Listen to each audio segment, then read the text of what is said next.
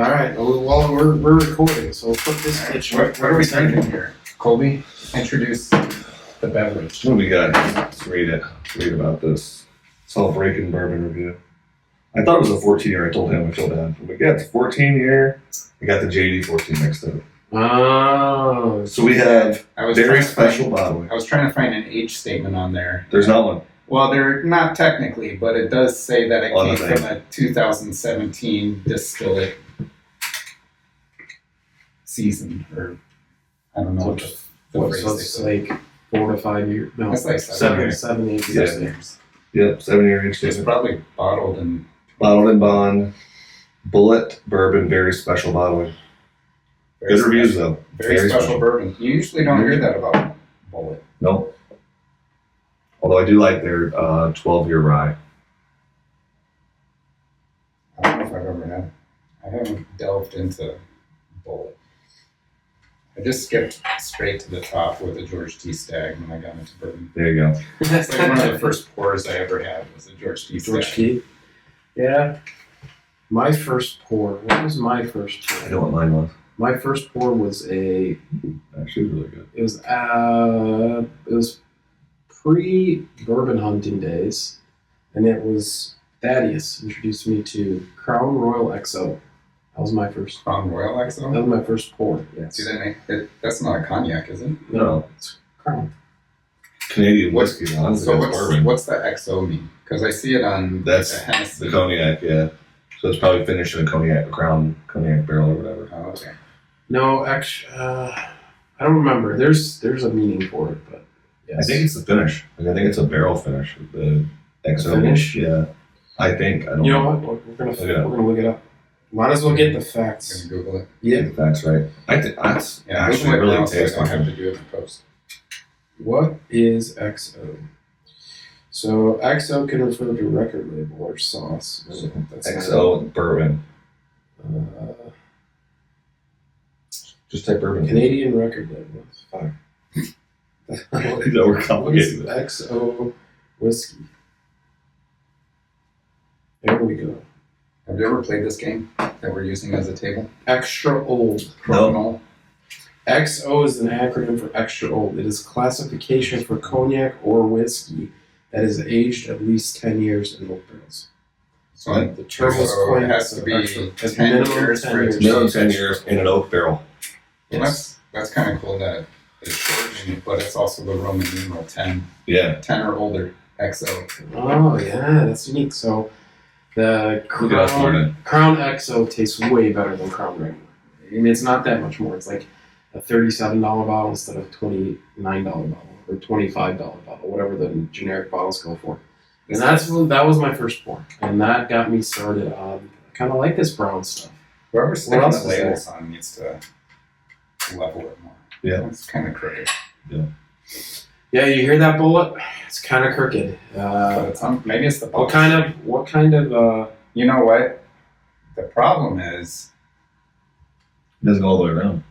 well, it doesn't go all the way around, but this needs to be in the center of the label, so you slap it on the front. Yep. And then it meets in the back. The problem is they don't have very good quality control, and they let a bottle go out that was just slapped together. No, the one I bought is the same. It goes up. It might be their thing. I don't know. I think Maybe. the bottle shape doesn't. You can either have the label flat on it, and it goes up in the back, or it's going to have wrinkles if you try to get it straight. Yeah. Hmm. I think the juice is good though. It is. I'm impressed with that. Yeah, very good pour. It's very smooth going down. It's Got a lot of flavor though, Got right a on ton of right flavor. on the front. and not much of a Kentucky heavy, to be honest. I've had worse. What's the proof on it? If it's bottled in bond, it'd be 100. Yep. Got to be at least 100, but No, it has to be 100 exactly. on the top. Bottled in bond is 100 exactly.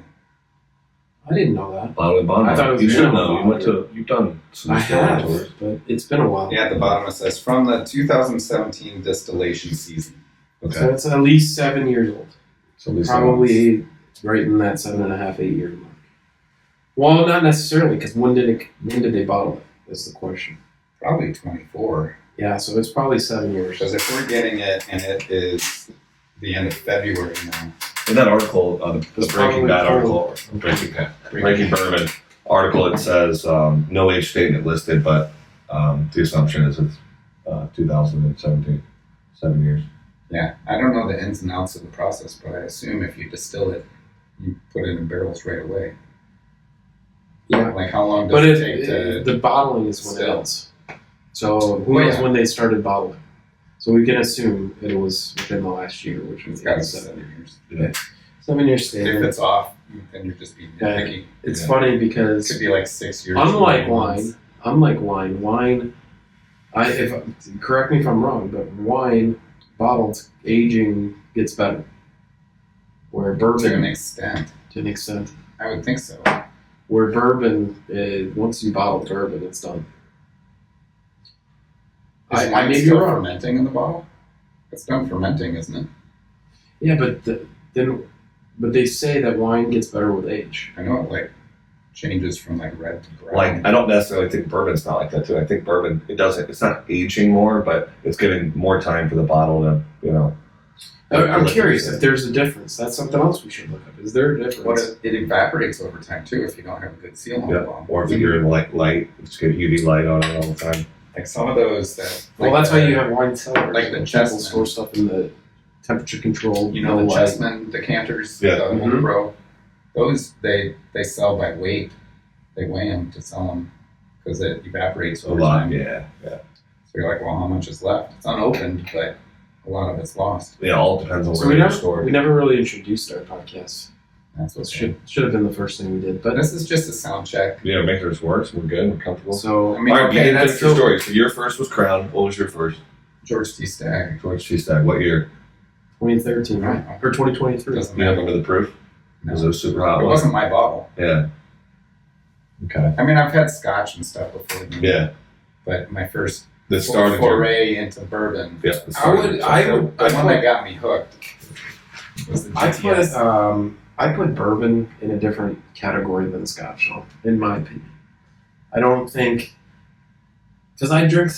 Now that I think about it, I drank Scotch before I had my Crown experience, but.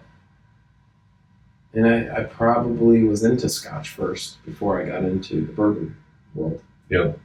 But I didn't. I But mean, the Crown started your hunting and your. yeah, that's what got me. That drew me in.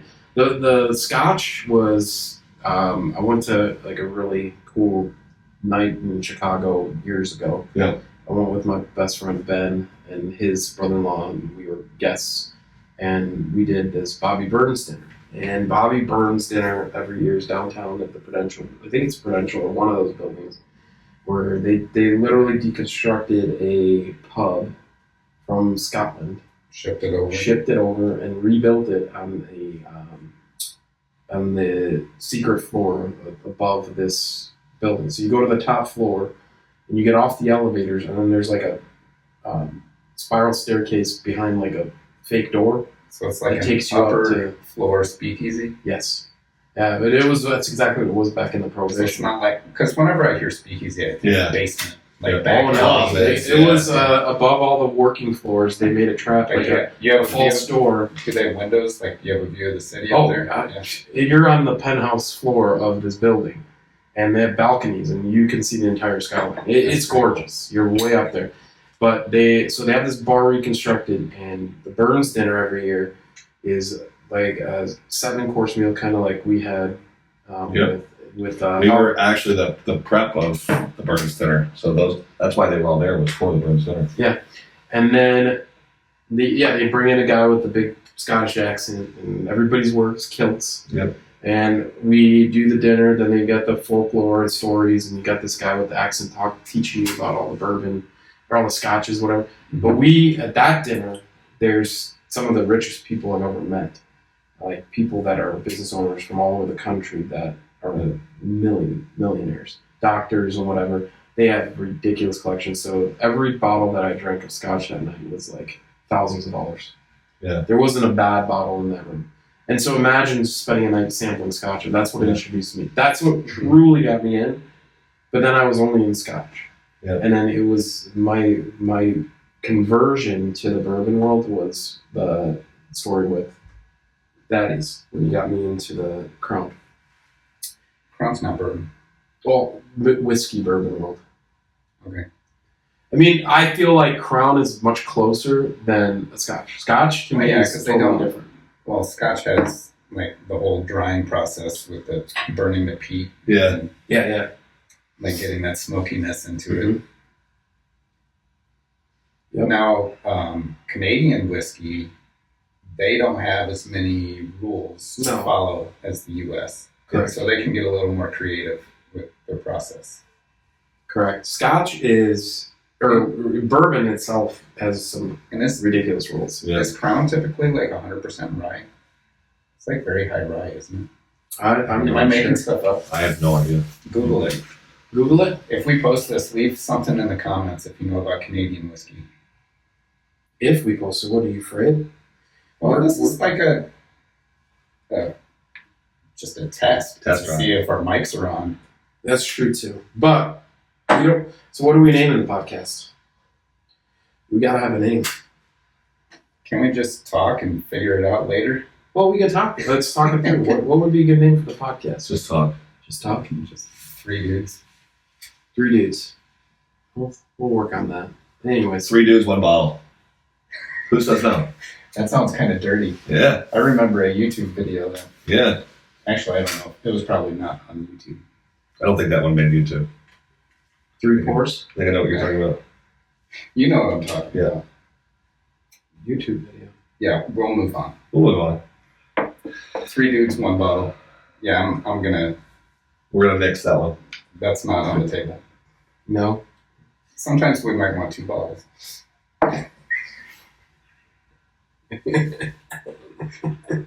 There we go. There we go. Now we're turning this in the right direction. So my first bottle that started it all is, it's a funny story. I have told a couple people actually recently.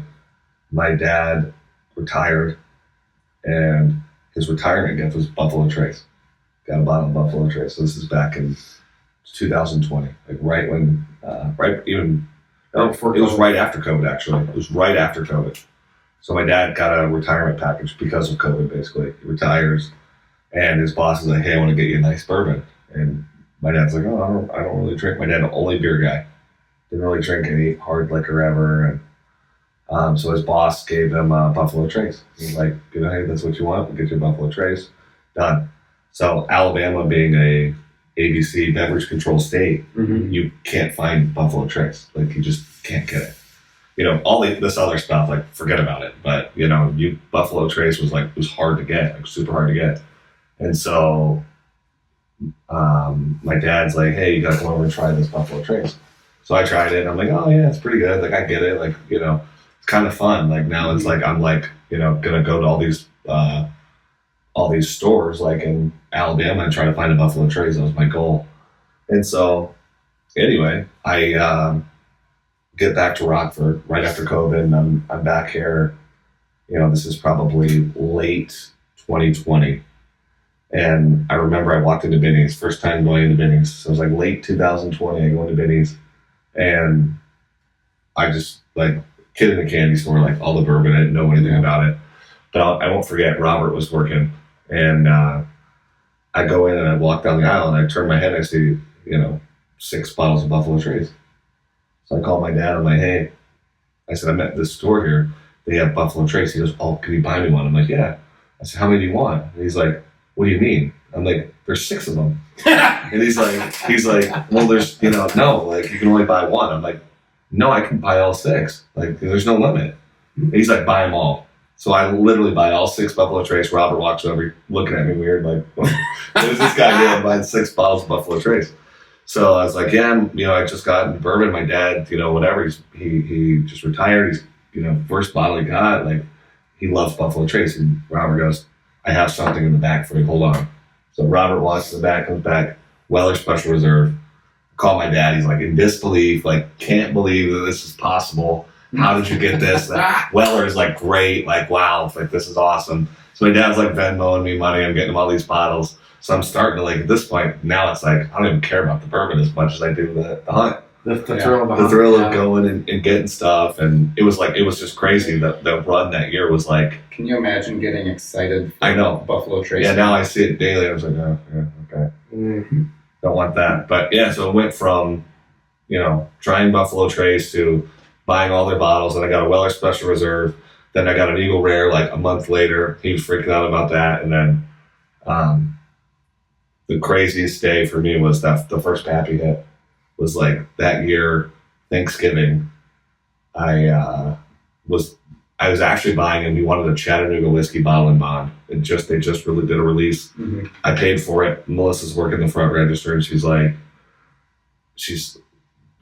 oh, okay, whatever. Here, take your bottle and bond. And Gus walks over, and he has 3 bottles of Pappy. And at this point, I'm like, I thought like I'll never see a Pappy in my life. I'm looking at 3, and I'm like, oh my gosh, can I get one of the Pappies? And she's like, you just bought an allocated bottle. And I'm like, can you like return it for me? Like I want that. I'll trade. And she was like, all right. So she like, kind of rolled her eyes at me, but she still was like, you know what? I got you. I'll do it. So she hooked me up. And there was one guy in front of me, and he looks at me, and he's like, which one do you want, the 10 or the 12? And I'm like, I've never had one. And he's like, you can have the 12. I'll take the 10. He's a super nice guy. Like, lets me have it. I literally like, the first big bottle you scored, I'm sure you guys, you have that like shake. Mm-hmm. Like you're shaking, like, oh my gosh, I can't believe this. I got it. So I'm shaking in the store buying it. I get the bottle. I sent a picture of it in my family group chat, and nobody can believe it that I got it. My dad's like freaking out. I'm literally in the car crying, tears are rolling down my face. Like never forget it. Yeah. I did nothing, but I got it happy, and that was it. From then on, I was hooked. So. Now it's like, I don't want to touch anything unless it's a Pappy or B-Tech. Yeah, I'm not or an Elmer. I'm a sucker for Elmer. I'm not getting as excited as I used to. I told Al, I was like, why did you start carrying Elmer at your store? Now I'm overpaying for Elmer. Yep. Because I'm a sucker for Elmer, so thank you. Thanks for bringing that to your store.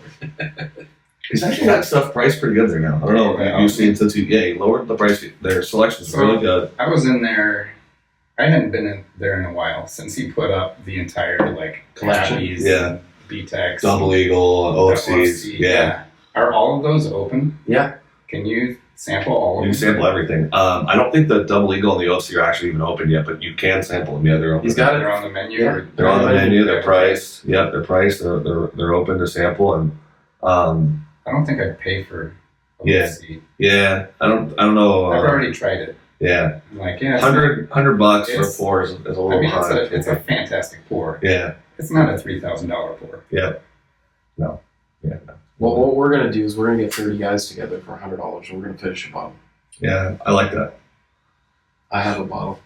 There's 25 pours in it if you do an ounce. If you do a half ounce, it's 50. We can technically even get 50 people. You're trying to fund opening your bottle. Yes, I want to open it and drink it, but I don't want to pay $3,000 for it. Yeah, no, Serve, no bueno. cater a dinner. Get a dinner catered and then charge people.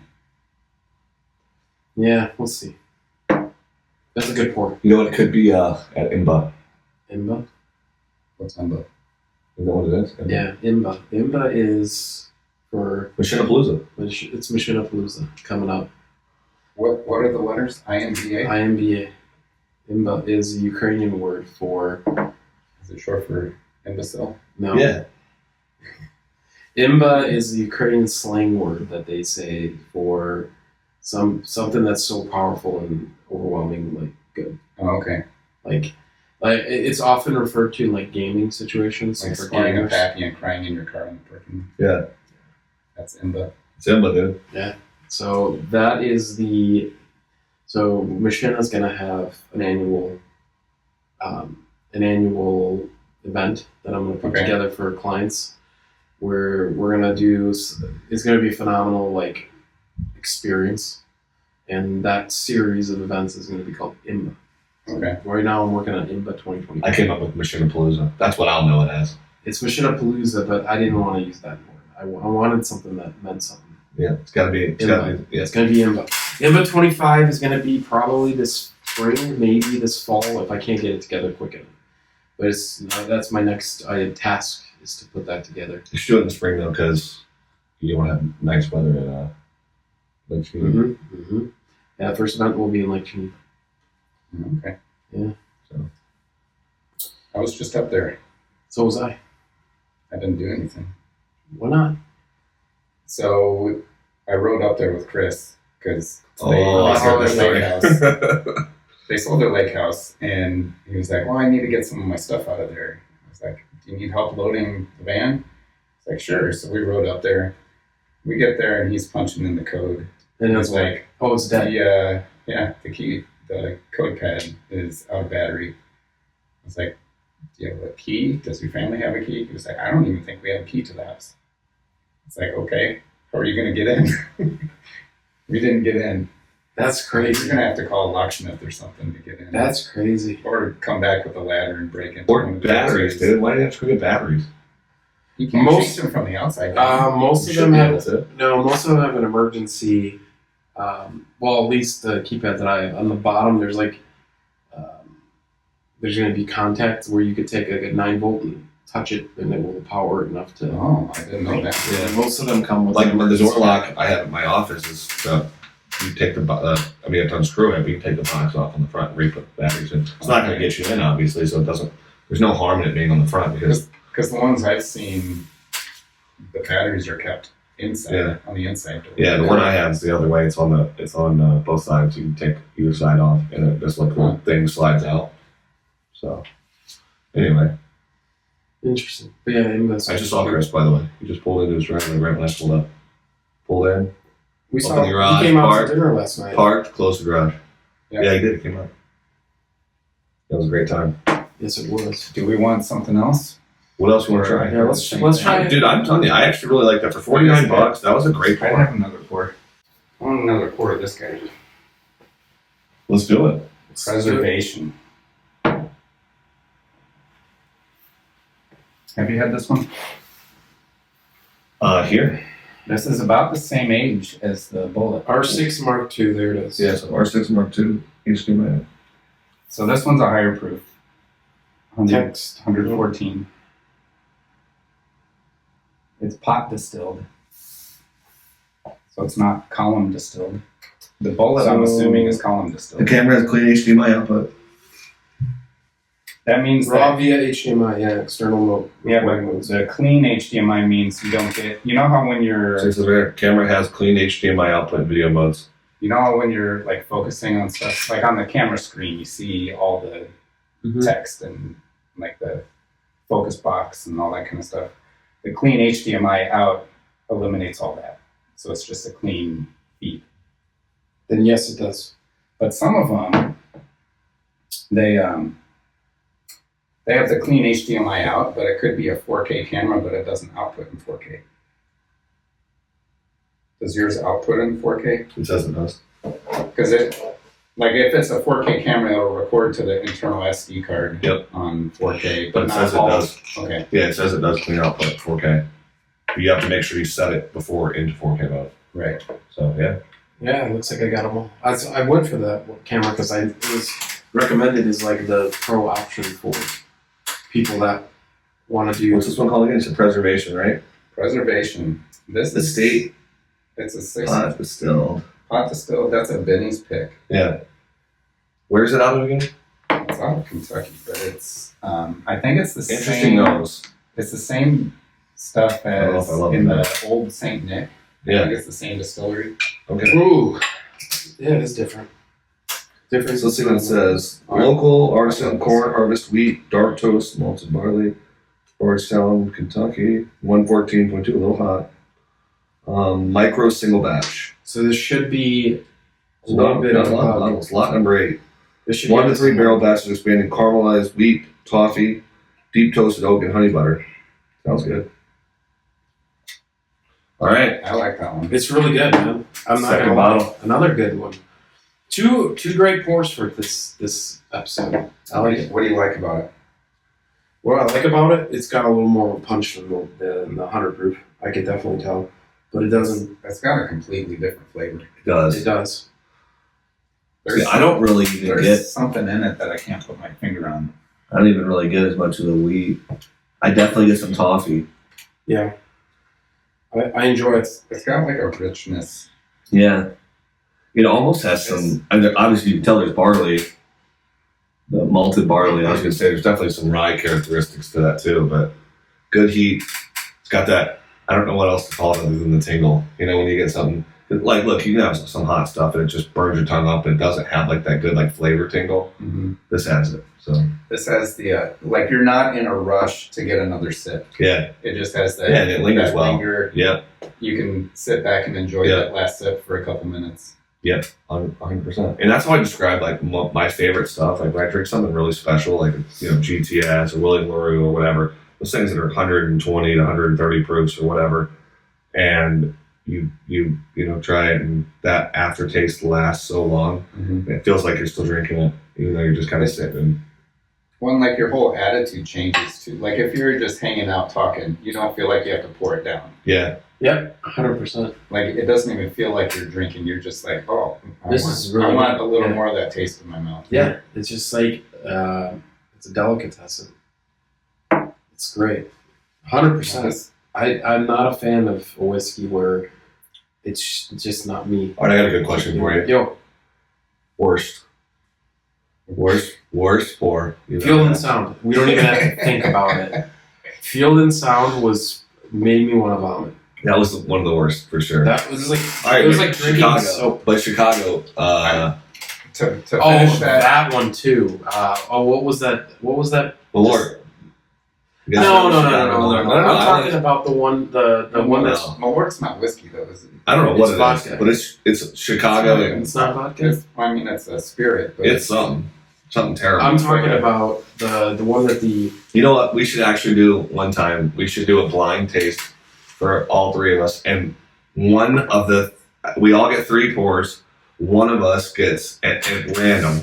We have someone else pour it. One person has a Malort in the mix, and we have to just try everything and kind of guess what they are. But you don't know when you're going to get it or who's going to get it. I've never actually had Malort. Then, yeah. I've heard enough about it that I have no desire to do that. Yeah, well, I think we should do it. I think that'd be fun and hilarious to do if we just. What was the brewery? It was a brewery, Three Floyds. That was, the floral one. Yes, that was pretty. That was terrible. But I will, in defense to them, I have heard they have had some pretty good releases, but that was like it tasted like it was like drinking potpourri. Yeah, legit. Yeah. It was terrible. It was nasty. Yeah. So you got Field and Sound, which is like drinking soap, and then you got that Field and Sound. I put in some Fireball to help it go down. Oof. And then Colby just poured it down the drain. Yeah, no, it really was a drain pour. It was a rare. What was the other one? There was one I had. Man, they used to make some really good stuff. They only do really experimental stuff. Benny's has a lot of their stuff. They do a lot of Benny's because they got the wax labels. They're usually different colors. You know what I'm talking about? Not Found North, is it? No, not Found North. They're smaller bottles for sure, but. Is it at Texas? Nulu. Nulu. Yeah, I think they are out of Texas. Is that New Orleans? No, I think it's out of Texas. I think. I could be wrong, but I think they're out of Texas, Nulu. But anyway. NULU? NULU. So Nulu does some pretty cool stuff. I've had a number of things from Nulu that are really good. But I remember there was one I was really excited to try because this was right when like amber on a barrels were getting really popular. And they had an amber on a barrel, and they had one that was a honey oak finish. Okay. And it sounded so great. And I had it at Tony's house. Tony and Chris, we got it. And first pour was like, am I drinking Dawn dish soap? Like, what is this? Like, it was just the most disappointing, like, I hyped up. Oh, they are, okay. Kentucky. Nulu, yeah. Yeah, Nulu. That's them.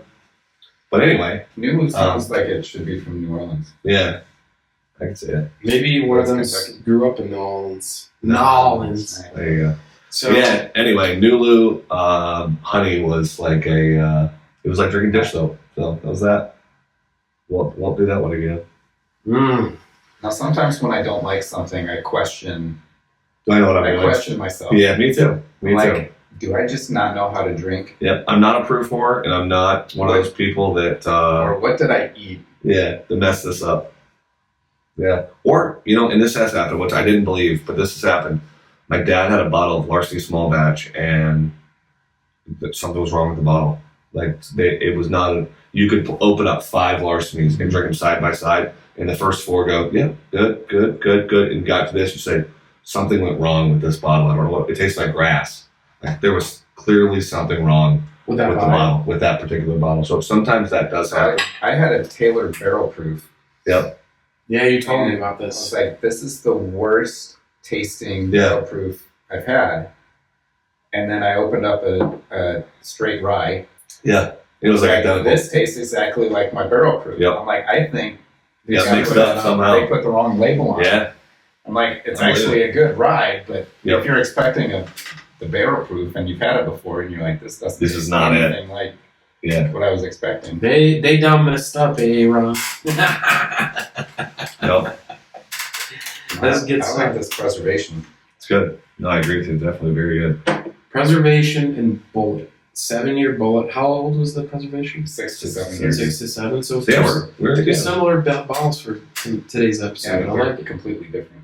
They Very are different. completely different. This one's a lot hotter. Yep. Definitely can taste Definitely more of the more- barley and the more rye-ish kind of. I'm sure that characteristics. bullet is probably column distilled. We haven't looked it up. But Yeah.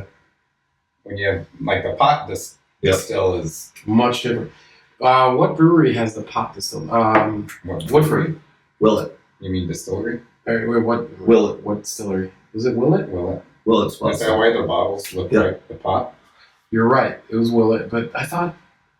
Willet's got a lot of brands too that are. So- are No, I'm interesting. pretty sure that Woodford was too. Did you went on the tour with us? Yeah, I don't know if they are. Remember So that we were on a tour and Yeah. they said that they had like the only when we went into the distillery, like where they make the distillate, that it was the only one Copper. copper. That's it. Woodford's the only copper. Copper. Yeah, I mean, dude, just looking at that when you're inside of Woodford at the distillery, It's gorgeous. it is, yeah. It's Oh, freaking amazing. that's a great experience. It's definitely one of those places that you can tell it's like they spend know no what they're expense doing. to do I don't that. know, and it shows in their bottle prices. Yep. Because Yep. they want to be known as the luxury brand. Yep. And they kind of are in a lot of ways. So even when you go to the distillery, it's more of like that. I know you don't agree, but man, that double is so good. The double oak too is awesome. Yeah, but that double-double's like in a league of its own, in my view. But Yeah. that's my palate. Yeah, it's very good. Yeah, I'm super, and by the way, I am going to take a bottle off your hands, so I don't have to look for them. Okay.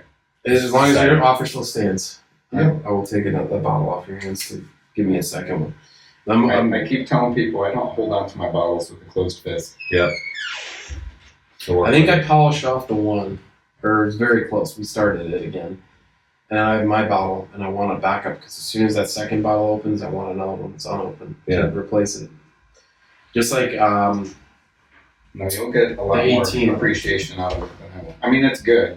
I don't think it's worth the price tag, but it's What was the 18 one? The batch proof? Or is that no, the I'm historic talking about barrel? Elijah Craig. Oh, yeah. you Elijah love Craig Elijah 18. I Craig 18, yeah. freaking love that bottle. That's one of my You know favorite who else really likes that? warm pours. Brandon Ruger. Really? He EC18? loves I EC18. love EC18. Yeah. That like hits me like I think he got it like 2 days in a row last week. well, Elmer. He slammed the bottle. So I think my kind of hierarchy of favorite pours from Yeah. like coolest to spiciest or hottest, whatever you want, would be Eagle Rare, then Elmer. And then if you go above Elmer, we're at probably EC18. And then, well, maybe double first. EC18 double, and then the last would be largely Barrel Proof. Really. I think That's my my top right top tier. now is the I'm not- Jack Daniel's Coy Hill. Great. That was my favorite pour from last year. Great. Okay, when I say this, I'm not talking about the unicorn bottles. I'm talking about like bottles that are decently ready. I have a to go. 143.6 Coy Hill in Birmingham. Oh my Is gosh. that hazmat status? Oh yeah. What does it have to be? Fantastic. Is it 140 and above is hazmat? I don't know actually what the actual definition for it is. All I know is, what is it, the classification for it? I know obviously you can't fly like on an airplane and stuff with it, but you can't ship it out that way. But I don't know what gets you hazmat classification. Let's look that up. But that's my tier of favorite pours in succession from like if I'm waking up at 9 o'clock and about to 140, 70% alcohol by volume. if I'm waking up I love and commercial flavors. it's a party weekend in Vegas or whatever, and we're rallying first thing in the morning, please have an Eagle Rare for me. That is the easiest thing to drink. Like I can drink that at 9 a.m. I can drink that at 2 in the afternoon. I would say I just got rid of all my Eagle Rare. Oh, I have plenty. Don't worry. I have 5 bottles. I take that back. I got rid of all my regular bottles of Eagle Rare. I have all the store picks still. Nice. And you have the minis. Yeah, those are also store picks. Very cool. I have a tall, a regular size store pick, and then the minis. Yep. Well, yeah. At some point we gotta go down to Birmingham, and I got a lot of cool stuff open down there. I got a lot of those Jack Daniel twice barrels open. Let's do a golf trip down there. Yeah, we should. I bet I haven't golfed down there. Oh, there's some fantastic. I think we need to go back to Any of those Kentucky. southern states. RTJ. It's been over a year. Oh, we're going to Kentucky, by the way. And you're coming. Why are you looking at me? When? Al's trying to, by the way, September or October. By the way, Al's trying to get something this summer. He said they're booked up till July, but after July, he wants to plan his trip down to do a private barrel tasting at Buffalo Trace. Can we do September? Maybe. It's the Bourbon Fest. Yeah, I can. Dave, you know Dave pretty well now. Yeah. He came down when we went his 50th birthday. He wants to go during Bourbon Fest. Yeah. And we're invited. And you're invited if you can make it. That is going to be epic. That'd be a great trip. It is going to be. We're going to definitely score still going. This one should be still going.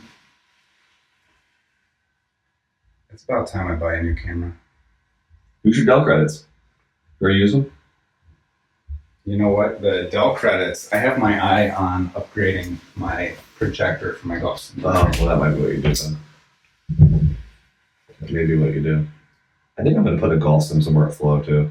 Nothing crazy, but just like something where you can hang out. So the camera shit, by the way. There's a couple of Epson projectors on Dell that are they're made for office meetings because they have like very high lumens, like 4,000 lumens or something, or close to. Yeah.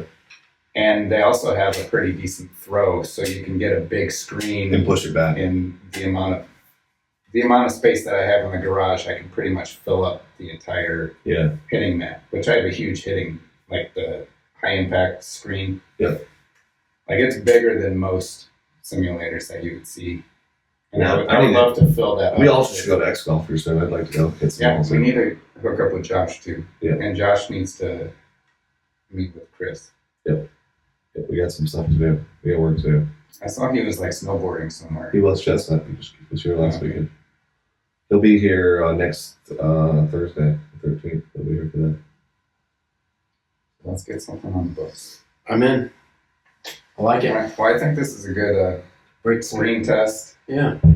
We did a couple pours for our inaugural episode. Next time, we're going to have a name. Well, next time we're going to present possible names for a podcast.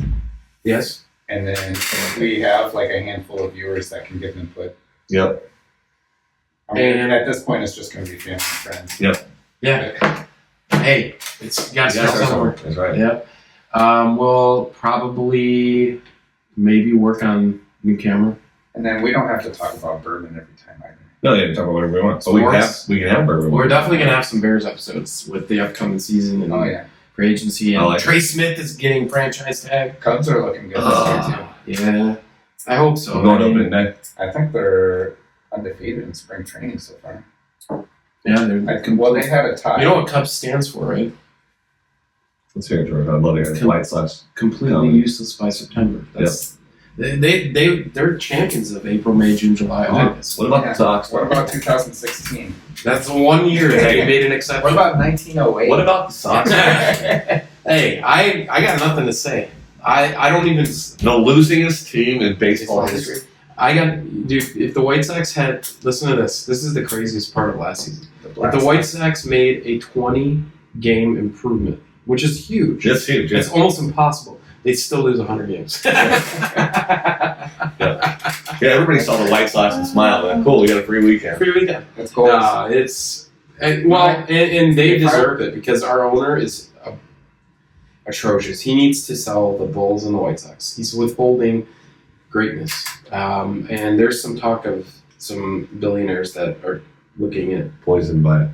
looking to take control of ownership of the White Sox, and that would be nothing but amazement. Because would they move him? dude, here's a great stat. If they do, they do. But at this point, like, I can't stand behind what the product that they put on their field and the owner. He's just too cheap. Do you know I'm going to give you guys a guess. Biggest contract that we've ever handed out, who it is to, and what was the total dollars on the contract? How long ago White was Sox. this? Quickly. A couple years ago. 3 years ago. Biggest contracts we ever Chris given Sale? out. And for whom? No, No, like 74 million. 75 million. I was close. Biggest contract in White Sox history to Andrew Benintendi. Never What's- really. 75 million. Yeah. There's players getting $500 million Yeah. contracts, and we're in Chicago. Yeah. It doesn't add up. It's time. It's time to move on, man. You have a loyal fan base that is just fed up. Yeah, we're done. Until we get a new owner and somebody You're that actually missing- wants to win. You're missing Frank the Tank, too. Frank Thomas? Yeah. He's been retired for I know. years. But I'm just saying. He doesn't come back anymore. He's not coming back.